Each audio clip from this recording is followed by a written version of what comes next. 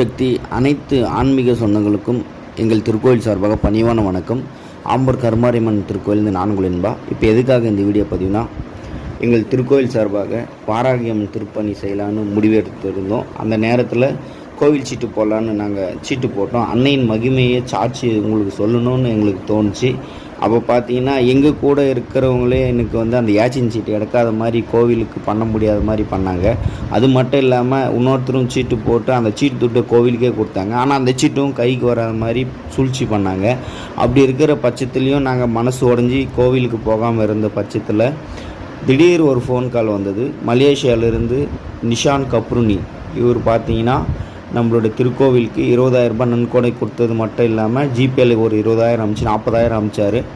கோயில் கட்டுமான பணிக்காக போடப்பட்ட சீட்டில் எங்களுக்கு நஷ்டமாயிடுச்சு.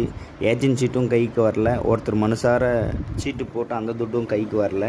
ரொம்ப நாங்கள் மன உடைச்சலுக்கு ஆளாகிட்டு அம்பாள் கையில் ரொம்ப கஷ்டப்பட்டோம், வேதனைப்பட்டனே சொல்லலாம். அம்பாள் உருமாறி இன்னும் தன் பக்தர்களை காத்தல்வாள் கருமாறின்றது சத்தியமான வார்த்தை. மலேசியாவில் இருக்கிற நிஷான் கப்ரூனி கனவுல போயிருக்கிறாங்க.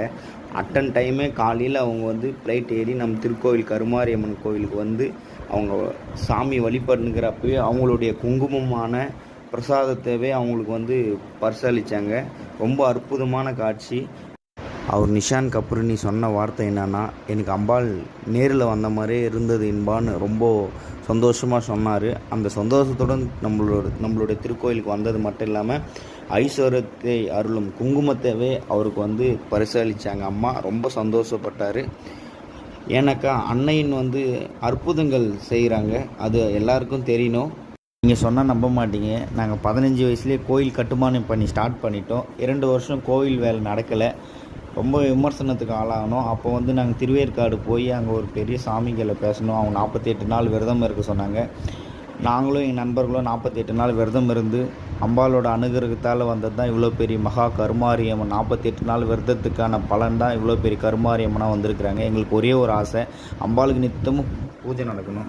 எங்களோட ஆசை கனவுனே சொல்லலாம்.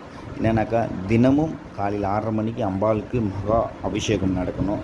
அது மட்டும் இல்லாமல் மகா கோமாதா பூஜையும் தீபாராதனைகளும் நடக்கணும். ஏன்னாக்கா நாங்கள் தினமும் எங்களுக்குன்னு ஒரு ஃபேக்ட்ரி இருக்குது. நாங்கள் போயிட்டு தான் அம்பாளுக்கு தினமும் நாங்கள் சேவை செய்வோம். அம்பாள் ஒவ்வொரு வாட்டியும் எங்களை நிறைய விஷயத்தில் காப்பாற்றிருக்கிறாங்க. அந்த நன்றி கடனுக்கு தான் அம்பாளுக்கு நாங்கள் சேவை செய்கிறோன்னு சொல்லலாம். அவங்கள நாங்கள் கல்லாவோ கடவுளோ பார்க்கல, அம்பாளாக தான் பார்க்குறோம். அம்பாளோட பாதத்தில் தான் சரணடைஞ்சிக்கிறோம். உருமாறி வந்தேனும் தன் பக்தர்களை காத்தல்வாள் கருமாரியம்மன் என்று சாதாரண விஷயம். அவங்க பாதத்தில் சரணடைஞ்ச அந்த பக்திக்கு தான் சக்தி உண்டு. அனைவரும் வருக. கருமாரியம்மன்